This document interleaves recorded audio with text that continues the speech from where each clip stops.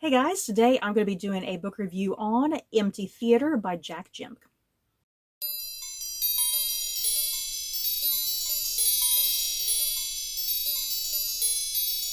Empty Theater by Jac Jemc follows King Ludwig II of Bavaria and Empress Elizabeth of Austria-Hungary, cousins in their pursuit of happiness in a world that refuses to allow them to be themselves, forcing them to submit to roles imposed upon them by society. Well, you know you're about to read one hell of a crazy book when the title of this book is 55 words long. Yes, I counted all that 3 times. If you would like to know what the full title is, let me read it to you. I'm going to be rotating the book. This is the whole title. You guys, all of this in pink. Let me read the whole title to you. I've done this in a couple other videos, like when I did like a book haul and when I did my TBR for this book. I got a kick out of just reading this whole damn thing. Let me read it to you. Okay, Empty Theater, or The Lives of King Ludwig II of Bavaria and Empress Stacie of Austria, Queen of Hungary, cousins in their pursuit of connection and beauty, despite the expectations placed on them because of the exceptional good fortune of their status as beloved national figures, with speculation into the mysterious nature of their deaths. Yes, I love that. So the big thing about this book that you need to know heading into it, this book is described as being either like a satire or a comedy. And don't let that kind of throw you. I don't think this is really like a ha ha ha ha ha laugh out loud kind of humor and comedy. I think it's the type of humor that's it's very subtle, it's very subtle, and it's the type of humor that I think only history nerds will appreciate. If you're kind of just the occasional casual reader of historical fiction, or if you've never really learned anything about these two particular historical figures, I think this book is going to fall flat for you possibly, and you're not going to be in the know on the humor. Like I said, there's just something very specific about the humor in this, and I think you need to be a historical nerd, a history nerd, and I think you really need to know about these two to some extent. Maybe not like I don't think you necessarily have to be an expert on these two people, but I think you need to have some sort of knowledge of them in order to kind of understand certain things. And the thing is, though this book claims that it's a comedy of sorts, I think there's a certain degree of sadness and tragedy to the book at the end of the day, which I think that's why the humor is there. I think the humor is there to highlight the things that are sad and unfortunate with the lives of these two characters. Because what I think this novel is about at the end of the day, the crux of it, it's exploring loneliness. It's exploring loneliness and depression. King Ludwig II of Bavaria and Empress Elizabeth of Austria-Hungary, they were historically kind of known as being very eccentric figures. They were known for their loneliness. They were known for their depression. Before it was called depression, I think they were kind of referring to that situation, calling it melancholy back in the day. There's something very deeply sad about this book against the backdrop of all the humor and comedy going on. So, what you're getting with this novel, as I've already mentioned, this is a historical fiction novel about King Ludwig II of Bavaria and his cousin, Queen Elizabeth, or Sisi as she was known, of Austria-Hungary. They were part of like the Wittelsbach, is that how it's pronounced? The Wittelsbach family dynasty or whatever. And that family was very much well known for a lot of the inbreeding going on within their family, which a lot of historians think that inbreeding, that huge amount of inbreeding that was going on within the family, kind of led to a lot of the eccentricities that these historical figures were kind of going through, that a lot of it had to do with inbreeding, so the novel kind of pokes fun at some of that on occasion with the inbreeding. And what the novel is going for, these are two highly privileged people at the end of the day. But despite their wealth and their privilege and whatnot, they are two people that are not happy at all. Money is not their happiness. What they desire more than anything is to just be themselves, you know? They don't want to be told what to do. They much rather do whatever they want, whatever makes them happy, be with whoever they want to be with, but they can't, you know? Society is telling them, hey, you're leaders of our country. You have to do this. You have to look like this. You have to behave like this. You have to go to this place. You got to do this. And it's things that they don't want to do. They have to essentially suffer in the name of what society is demanding they do, all because of their particular roles in life. So starting with Empress Elizabeth, Sisi, as I said she's known as, starting with her here, the Sisi that we are presented in this novel, Sisi was, she was married at a very young age to Emperor Franz Joseph. Her sole function in life was to essentially pop out children and to produce an heir. She wasn't really given much of a choice in that matter. She wasn't really allowed to have an opinion or do anything. And yeah, as a result of her position as well as being an empress, she really had no say in managing and running her children. That was all done by her stepmother, or not her stepmother, by her mother-in-law. So you get to see the eccentricities there and the estrangement there from her children, that she doesn't know her children don't know her, even her husband to some degree doesn't really even know her, and she doesn't know him. And Cece was known for just kind of taking off randomly, claiming that she was going on vacations that were supposed to be therapeutic in some way. She would just take off for months at a time, not really talking to anybody, and then she would come back only to go away a little while later, you know? So yeah, she barely spent any time with her family. Cece was definitely known for her beauty back in the day. If you look at her portraits and whatnot, she was an absolutely gorgeous looking woman. She has all that hair, you guys. Oh my god, all that gorgeous hair that, of course, she complains throughout the novel because it's so heavy and it takes forever to wash and for it to dry and whatnot. It takes hours for just that alone. Yeah, the Cece that Jac Jemc presents in this novel, it's definitely a Cece who is very vain about her beauty and about her looks, to the point of obsession, you know, to the point of obsession in this novel, which, you know, that's where a lot of the humor kind of comes into play. And she hates the idea of aging. She doesn't like her birthday at all. She sees birthdays as this whole thing of it's just a year closer to dying and meeting your death and aging and getting older, you know. She doesn't want to age or get older.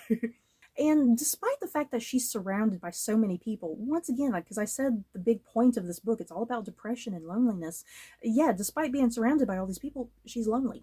She's so incredibly sad and lonely. She wants to be herself. She wants to be around people who appreciate her. She wants to have some sort of value and function other than just producing a male heir.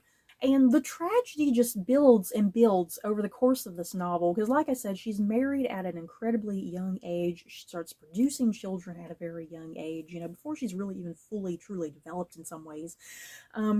There's so much that's tragic about her life, you guys, because she loses one of her daughters. One of her daughters dies fairly young. Yeah, her and Franz kind of just fall away from each other. Her son, Prince Rudolph, who was supposed to be the heir, he commits suicide at one point with his mistress. And then even Cece herself, yeah guys, she's off on one of her therapeutic vacations, as she does, and she's assassinated just out on the street by an anarchist, and she dies. So her whole freaking life is just one tragedy after the other, and yeah, at the end of the day, her life ends in tragedy. So moving on to her cousin, King Ludwig II of Bavaria, his life is just as tragic, yeah guys. He becomes king at a very, very young age, and you get the idea that he just has absolutely no knack for leadership. He has no interest in leadership. He kind of just really wants to have a good time and be to himself, and Jac Jemc really gives him a very quirky personality and very kind of specific eccentricities within his personality. And he's just as sad and lonely and depressed as his cousin Stacie is. You definitely get the sense, because Stacie has kind of mental illness as well, but you definitely get the sense that Ludwig is just severely suffering from mental illness as well, and it's like he needs a good therapist. You get the idea that both these characters, if only they had a good therapist, maybe their lives would have been better. And Ludwig's biggest obstacle that he's trying to tackle throughout this novel is the fact that he is gay. Yeah, guys, he really struggles with that over the course of this whole novel, because once again, he's king of Bavaria. He can't be gay. And the thing is, he can't help that. Obviously, he can't help who he's attracted to, and he has absolutely no interest in being with a woman. He doesn't want to marry a woman, let alone have sex with a woman. He absolutely struggles with that, because there's even like some humorous parts in this book that Sisi's sister Sophia at some point, once again, some inbreeding that's about to go on here, Sisi's sister Sophia at one point was supposed to marry their cousin, King Ludwig, and he keeps kind of postponing that to the point that it finally gets canceled. He can't bear the idea of marrying a woman at all.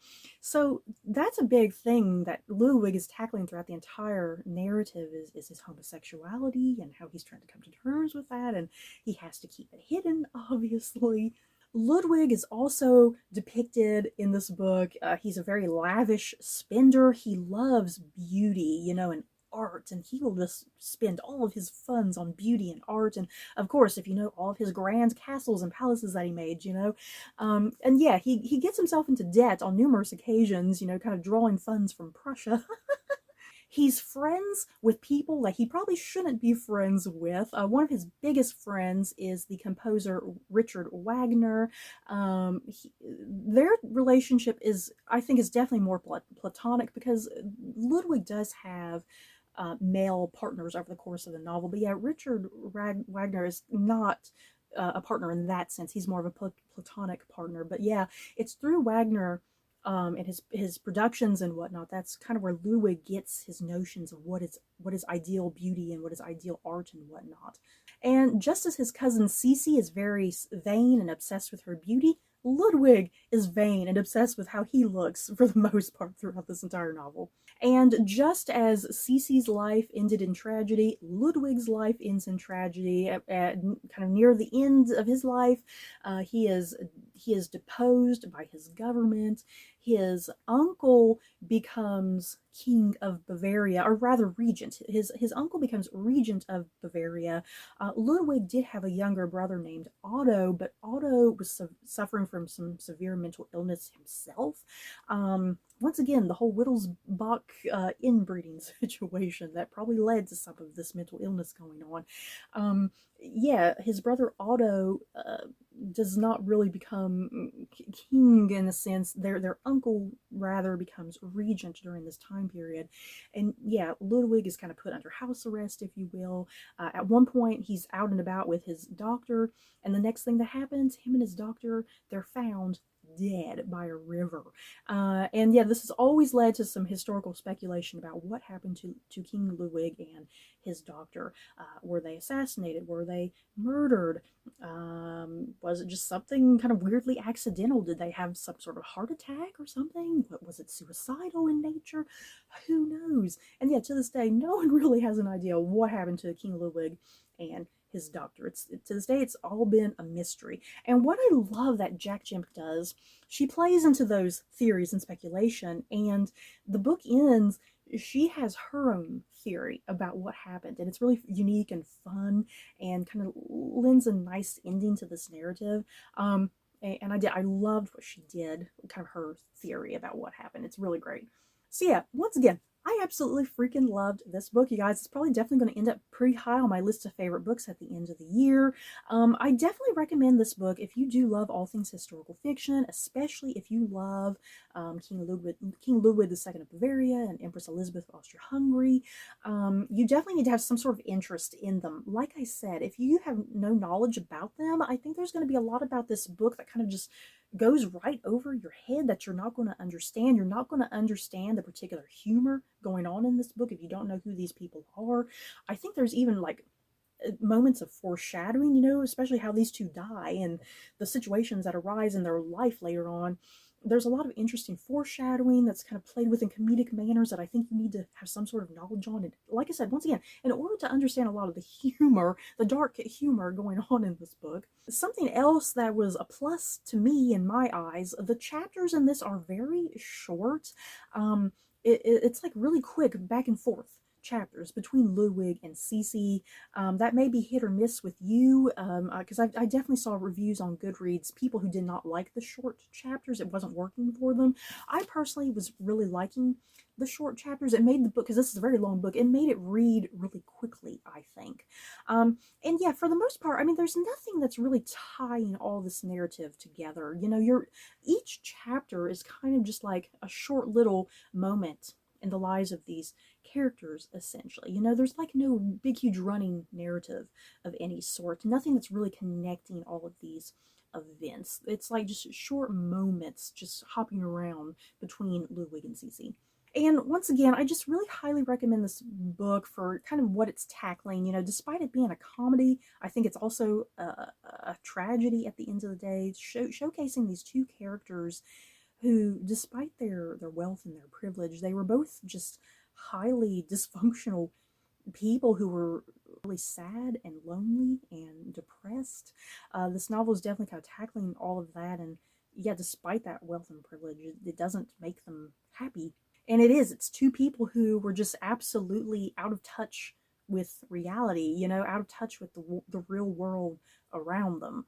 And instead, you know, instead of being in touch with what is reality, instead they're obsessed with things like their beauty and their aging, you know, their vanity. That's what is kind of what they're so latched onto throughout this entire book. And that's what makes this a tragedy, I think, you know, against the backdrop of all the hilarity kind of going on. So yeah, I definitely recommend this. Seriously, if you love these two individuals, I think this is kind of a unique, refreshing take, and yeah, kind of just a different format for historical fiction, I think, you know, because a lot of times historical fiction is just so serious and dark, and I kind of liked the levity that was presented in this book. So you guys, that is it for my thoughts and feelings on Empty Theater. In the comments below, have you guys read this book? Do you plan on reading it? Just let me know your thoughts down below. So that's it for this video. Don't forget to like, comment, and subscribe, and if you like this video, you may like these other videos. Bye guys.